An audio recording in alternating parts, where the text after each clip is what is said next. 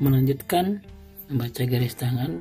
Untuk video kali ini kita melihat jari-jari, garis-garis tangan yang ada di jari. Yang pertama kita melihat ruas jari atas atau ujung jari atau palang jari dari atas, yang paling pertama.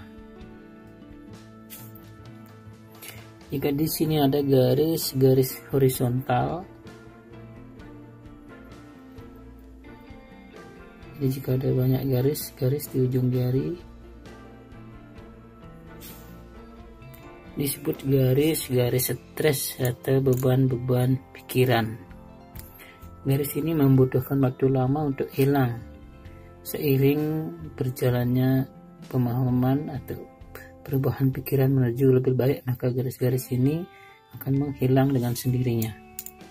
Garis ini disebabkan muncul karena mengalami stres terus-menerus dalam jangka waktu lama. Ketika garis ini sudah muncul, saatnya bagi orang itu untuk keluar dari situasi yang penuh tekanan, seperti berlibur atau mengevaluasi kembali kehidupannya. Garis-garis ini menunjukkan kemungkinan masalah kesehatan di masa depan yang disebabkan oleh stres.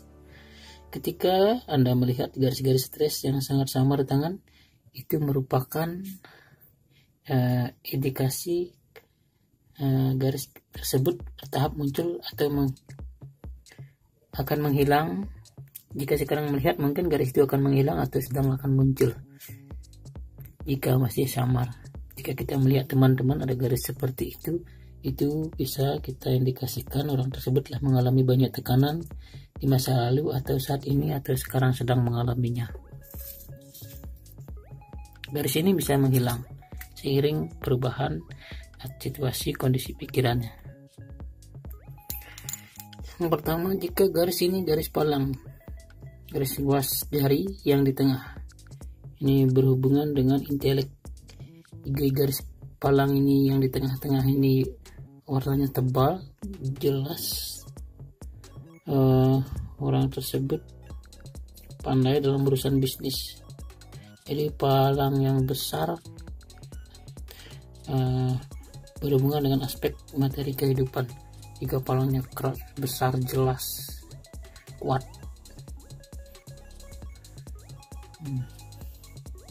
tapi mungkin sedikit agak serakah.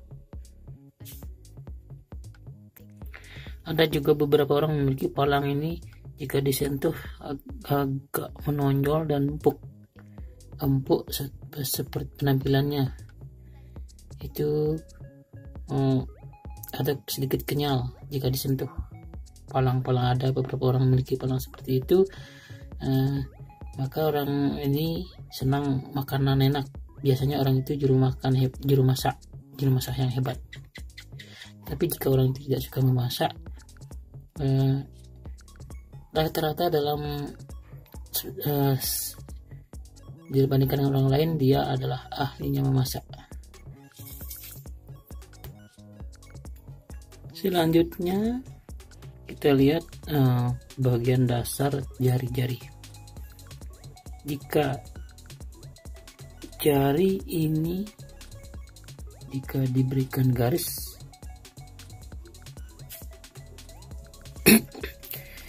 jika luas jari pertama ini seperti ini di sini.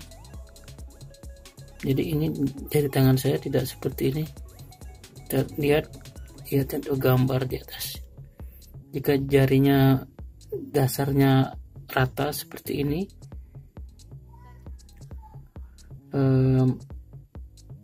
lengkungan yang berbentuk tenda seperti tenda itu dasarnya itu mengungkapkan seorang yang tidak yakin pada dirinya sendiri, yang tidak yakin akan dirinya atau kemampuannya.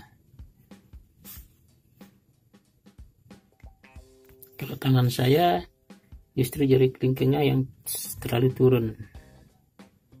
Jadi ini datar, ini turun. Jadi tadi seperti tenda.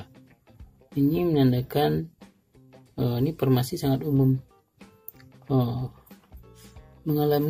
sering mengalami jumlah kemunduran di sepanjang jalan hidup, dan untuk membebaskan diri dari hal ini